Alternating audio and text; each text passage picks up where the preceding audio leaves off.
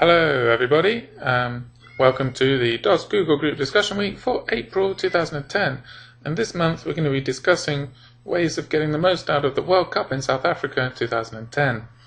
The World Cup is less than 2 months away, and it's a great opportunity to get your students involved in different ways of learning English and communicating with each other and with other schools around the world. So without further ado, I thought that we'd start the discussion by going through some of the ideas that I presented at the DOS conference in January, in case you weren't there. We also didn't have a chance to share our ideas there, so now this discussion week will give us the chance for all of us to share all of the different ideas we have for how to get the most out of South Africa through different activities, tasks, homework, etc., and use of different technologies and websites as well. So let's get on with the ideas that I presented in January, and I've got a couple more for you to go with. Most of them are quite simple, as you'll see. The first one is a World Cup quiz. Straightforward and easy, but it's a nice introduction to the topic. It's also a good way of gauging your students' interest, whether they are very interested in looking at the World Cup on a regular basis, or they might need to be just a little bit here and there, or they might just need extra enthusiasm and inspiration from you in order to get them into it.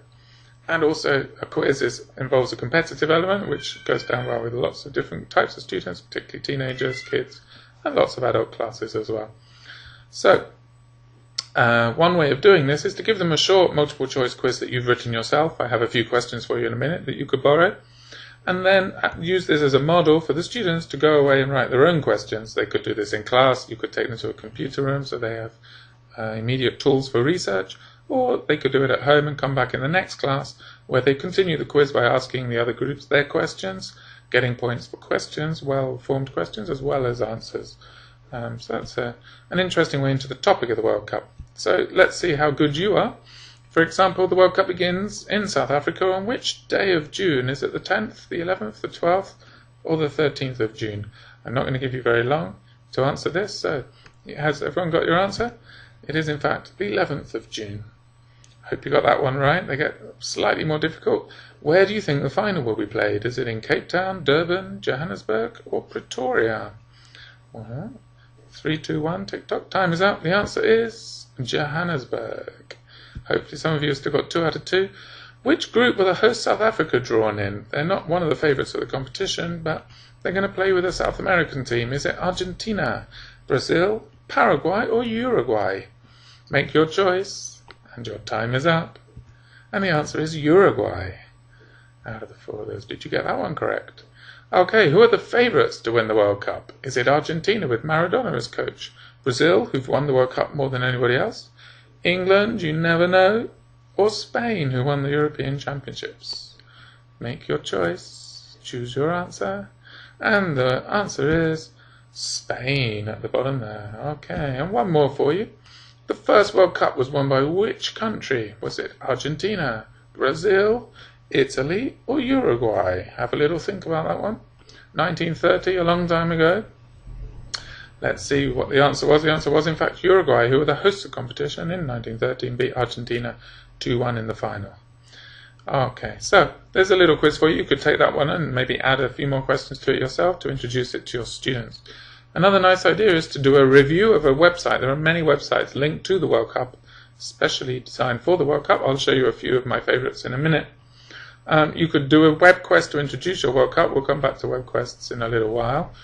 Once students have seen the different websites, they can choose one to review. Maybe perhaps give them a model website review. They might not have written a review about a website before. Or give them a structure at least for their website review. They write their reviews. They could do this in groups in class. They can do it at home on their own, as long as they have access to the website at some point. And then they come back and read each other's reviews and choose which of the websites they'd like to work further with, either in class or at home. So it's a good way of getting the students to be doing lots of reading and lots of writing, and then back in the class speaking and listening to each other. So it's a very integrated skills class there. So now I'm going to show you a few useful websites. Here we have them here. We have South Africa Net 2010, languagecaster.com, Project 2010, the FIFA official website, and Learn Tedeschi. I'm just going to quickly give you an example of each of these websites. First of all, here we have southafrica.net 2010. It's a very colourful musical website. I've turned off the music, but it has different areas. You can in fact win a trip to South Africa by learning how to dance, and then it also shows you how many days there are to go. Only 57 now, so it's a good time to get into the classroom with the World Cup and start doing activities, etc. More about the World Cup. There's things about this World Cup, the cities involved, and some questions there from FIFA. And probably the most interesting section is finding out more about South Africa. This has 4 areas. The Visitor Essentials, which show you everything you need to know to visit South Africa. Perhaps your students could compare that with their own country and write their own Visitor Essentials page for their own country. There's that disky dance again, I'm going to show you in a little bit. And here we have the story of how the World Cup came to South Africa. Your students might be interested in the whole process of choosing the host of the World Cup. And finally, it's some interesting information about icons that made South Africa the country it is today. I bet you can probably guess the 2 biggest ones. If we just quickly click on there to find out, of course, Nelson Mandela and Table Mountain are there, so that you can find out more information and do lots of reading there. And so that's the first of our websites, South Africa 2010. The next one I'd like to show you is languagecaster.com. Languagecaster.com is a different type of website. It's an English through football website, and it basically has a weekly input. If I show you here, week 35, of course we've not actually got to the World Cup yet, so we're still focused very much here on the Champions League.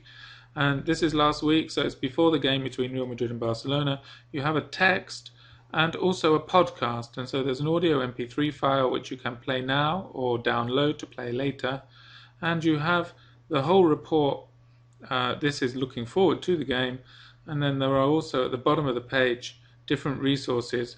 For example, language resources, a glossary of football terms and football cliches and phrases, and some worksheets and transcripts for each of the podcasts all ready to go. So that's a very helpful one for you as well too. Then let me show you the Project 2010 website. Is a very interesting one. You'll see at the homepage here. It's basically a website that archives news articles about the World Cup, about South Africa, and about everything going on and preparing for the World Cup. So you'll see there's an article about the tickets going on sale and about the referees having problems. And then we have different events. A special focus is on an event about a World Cup musical concert. And then we have different articles about security, the cities involved in the World Cup, general news items, tourism for South Africa. And so it's nicely put into different sections and updated every day with anything to do with the World Cup. So there's probably something in there for everybody, even if they're not particularly interested in the football aspect of it. There should be here some topics for everybody to be able to find something interesting to read or talk about.